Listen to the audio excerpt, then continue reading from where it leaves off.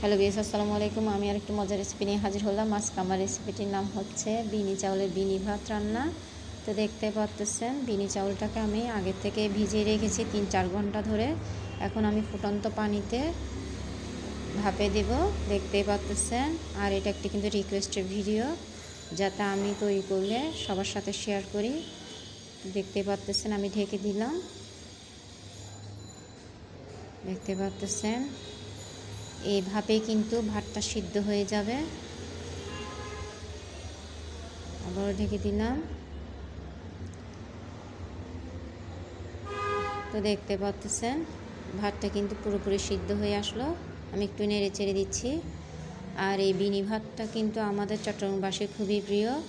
এটা আমরা খেজুরের রস কিংবা গুড়ের সাহায্যে খেয়ে থাকি, সাথে দুধটা অ্যাড করি আমরা। আর এটাকে কিন্তু হাঁসের মাংস কিংবা মুরগির মাংসর সাথেও খাওয়া যায়। আশা করি আপনাদের সবার ভালো লাগবে। অবশ্যই এইভাবে একবার হলে তৈরি করে দেখবেন। আর শীতের দিনে শীতের জিনিস খাবো না, তা কী করে হয়?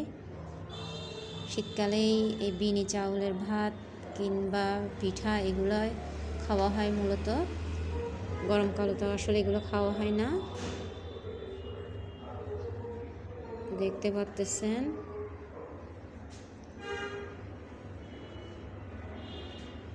খুবই লোভনীয় একটি খাবার এটি। দেখতে পাচ্ছেন, আপনাদের সুবিধার্থে আমি একবার দেখিয়ে দিচ্ছি। দেখতে পাচ্ছেন। তো আজকের ভিডিওটার মাঝে কিন্তু প্রচুর শব্দ শোনা যাচ্ছে, দেখতে পাচ্ছেন। আশা করি ক্ষমার দৃষ্টিতে দেখবেন।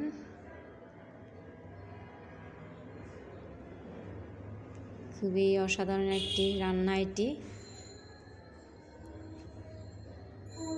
আর এইভাবেই কিন্তু ভাতটা রান্না করা হয়। তো দেখতে পাচ্ছেন, আমি একটা বাটিতে ভাতটা নিয়ে নিলাম।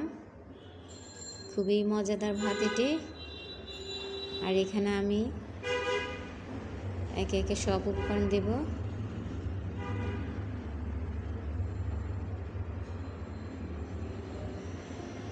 স্বাদ মতো লবণ দিচ্ছি।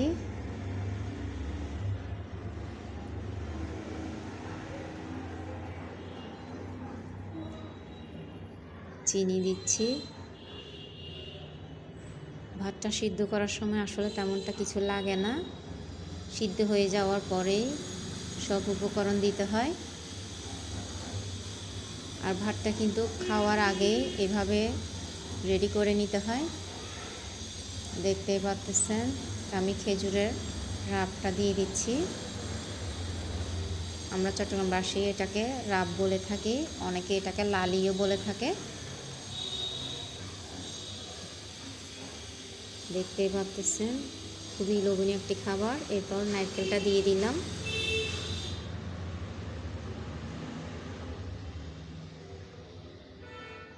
এবং দুধ দেব। দুধটা তো আগে থেকে আমি দুধটাকে গরম করে নিয়েছি।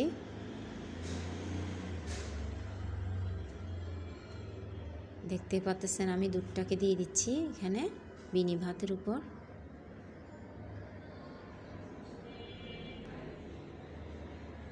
খুবই মজাদার একটি খাবার এটি। আশা করি আপনাদের সবার ভালো লাগবে। অবশ্যই এইভাবে একবার হলে তৈরি করে দেখবেন।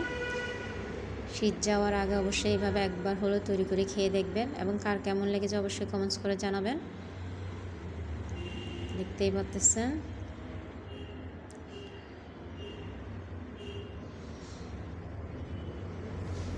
তো দেখার জন্য সবাইকে ধন্যবাদ।